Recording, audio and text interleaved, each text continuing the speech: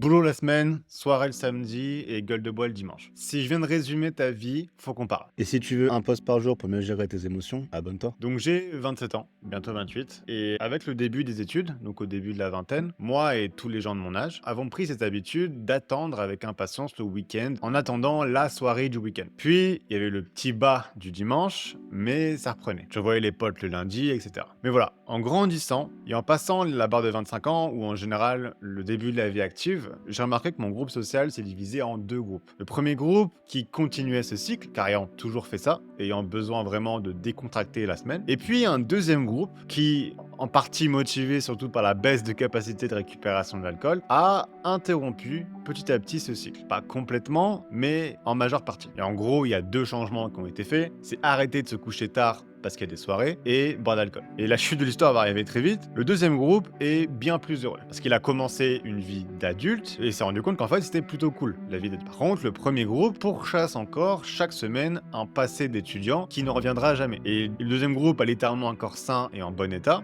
et donc un cerveau facilitant une bonne santé émotionnelle. Par contre, le premier groupe, qui sort encore, a un corps qui franchement arrive à bout de souffle, une addiction en général qui traîne par là à une drogue ou à l'alcool, et donc en gros, surtout un cerveau dans des conditions idéales pour le développement d'un trouble émotionnel. Donc la statistique montre que l'idéal est simple. Boire et se coucher tard, c'est très cool avant les 25 ans, et à partir de ce seuil-là, que je n'ai un peu à la louche, ça devient de moins en moins faible. Donc c'est des observations statistiques, pas des généralités parfaites, mais bon, si tu arrives à la moitié de ta vingtaine, je pense que c'est judicieux de te faire part de ces statistiques.